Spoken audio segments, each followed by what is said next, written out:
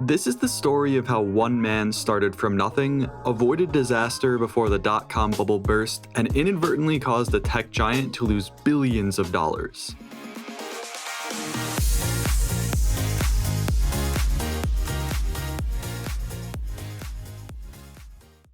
I think we need to set the stage for this video by exploring who Mark Cuban is and what led him to a pivotal moment in his career happening in 1998. This guy is like the golden boy of capitalism. He owns the wildly successful Mavericks NBA team, appears regularly on the investment show Shark Tank, and is by far the wealthiest investor on the show, and has his hands in hundreds of different business ventures. However, his life was most certainly not always like this. In fact, he grew up in a working-class family in Pittsburgh, Pennsylvania. His father was a car upholsterer, which means he worked on putting the seating and padding in the cars that we drive. His mother, Shirley, was described as having many different career goals, but from what I could find, she was mainly a massage therapist for addicts at rehabilitation centers. Just from this little bit of information, we can see how Mark truly made the American dream come true for himself. He came from a family who wasn't really wealthy and turned himself into a successful business owner and entrepreneur. His journey started all the way back in his preteen years. He started making his money at age 9 selling baseball cards, and later through a door-to-door sales business at age 12 selling various things like garbage bags, stamps, and collectible US coins. At 16, he took advantage of a newspaper going on strike by delivering papers from Cleveland to Pittsburgh, teaching him that you can fill in holes in the market if you're looking for them. Through these early ventures, he said he learned more about how business operates than any class could have taught him. But that didn't mean he skipped hitting the books. He took night classes at the University of Pittsburgh during his high school years to get ahead and graduate early to start college at the age of 17. The crazy part is that all of these different methods of making money during his early years actually paid for a lot of his college tuition. He continued building his entrepreneurial skills at college by teaching sorority girls how to disco for $25 an hour, which is absolutely wild considering the time period. Now, all of these different things that Mark did up until this point were pretty small in comparison to his next venture. In college, he had the idea to open up a bar on campus, and things got pretty rowdy. Supported by the rugby team, they purchased a bar and turned it into Motley's Pub. This would be the first time really owning and operating a real business. However, it was short-lived. It was reportedly shut down after it was found out that an underage girl won a wet t-shirt contest within the bar, which, yep, that happened. Even though the bar ended up not working out, this event taught Mark a few things that he'd later use to leverage his position in future companies. Firstly, he always had 51% ownership or more so that he remained in control, which is a very important lesson because there have been many partnerships and groups torn apart by business contracts. He'd also tried to shift as much risk off of his end as possible, and it ended up working out because he was so great at making businesses run smoothly and being insanely profitable. He built up over a decade of experience marketing, networking, and being a business operator all before he ever truly started a real business.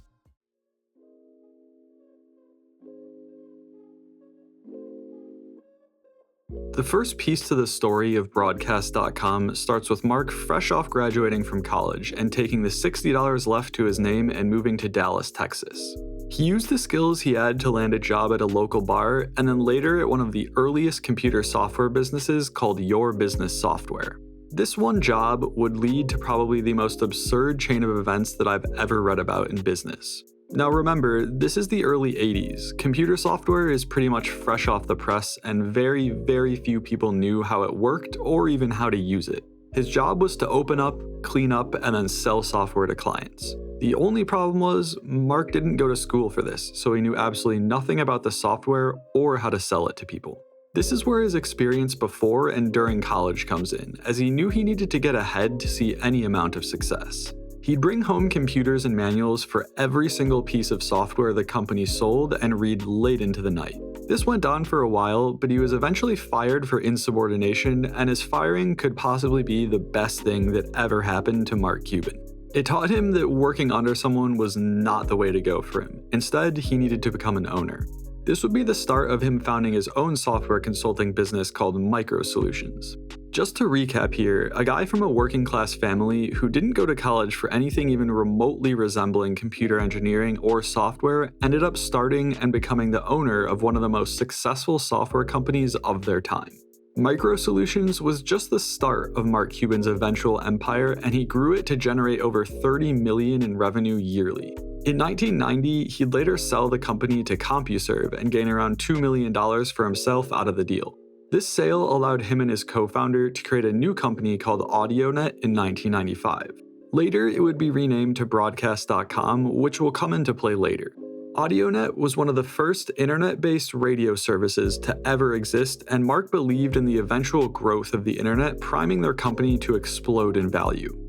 Remember, this was the mid-90s. The internet was barely even a thing, let alone the existence of a streaming service, so he and his partner were not only in the right place at the right time, but also found themselves in the right business.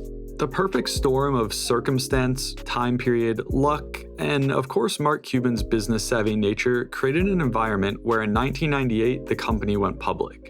This IPO broke records for how fast its stock rose up in price, reaching 250% of its initial value in 24 hours. The dot-com bubble was a truly insane time to be alive. Unfortunately, I was only 4, but still, I can imagine how bonkers it must have been to be starting up an internet company during the time period.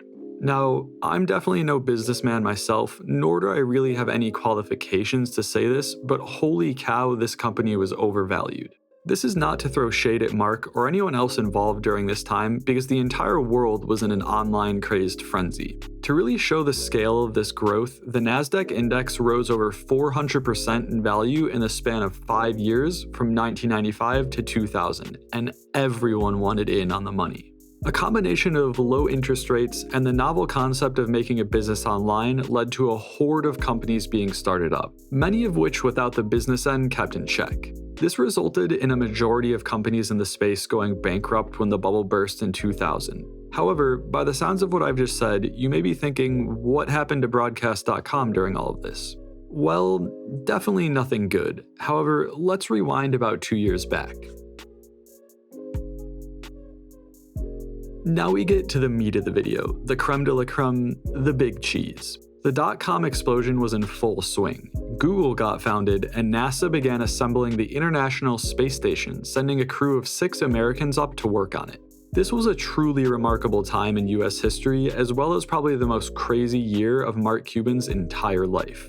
Broadcast.com, as mentioned before, was wildly successful. Their main business model was to do sports broadcasts live online so people could listen and keep up with their favorite teams' live games. This was one of the first times that this was ever even possible in history, and was one of the first companies ever to prove that online streaming could be the future. After the company went public, Mark was worth $300 million, and Broadcast.com was valued at just over $1 billion. Using what we now know happened in 2000, it seemed almost certain that this company was about to implode, and along with it, Mark Cuban's net worth. However, in 1999, one company made probably the worst business acquisitions of all time, saving Mark from the dot-com crash. In 1999, Yahoo, which was one of the most valuable companies in the world at the time, had a market cap of almost $120 billion.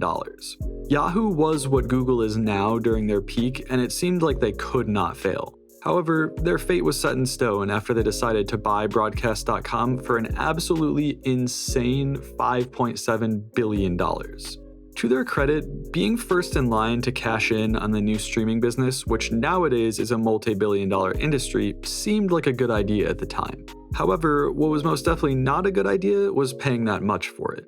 At the time, Broadcast.com had 570,000 users and was expected to grow. But even with that many users during the internet's infancy, Yahoo paid $10,000 per user, which, even accounting for its possible growth, was wildly unreasonable even for the tech industry. 1 year later, the dot-com crash happened, and Yahoo realized they'd made one of the worst business blunders that they'd ever experienced. Mark Cuban came out the other end of the crash of 2000, a freshly minted billionaire, while Yahoo suffered insane losses, losing over $100 billion of their market cap and was a shell of what they once were. One of the funniest things I've read about this story after the events took place was what happened to Yahoo 15 years later. In 2016, Verizon purchased Yahoo for $4.5 billion. That's right, Verizon purchased the entire company for $1.2 less than Yahoo paid for their bet on broadcast.com. These events took place in an unprecedented time in history and unfolded in explosive fashion, and I'm just glad that I found out about this because it's one of the most interesting stories I've ever read about. Mark Cuban's journey to becoming a billionaire is one of spectacle and great business sense. He started off small and through many different ventures became one of the richest men in the world. It's also probably one of the best examples of someone getting out at the right time, and holy cow did Mark Cuban have perfect timing. Whether or not it was intentional, we'll probably never know. But Yahoo, on the other hand, most certainly did not. Thank you guys for watching, stay safe out there, and I'll see you in the next video.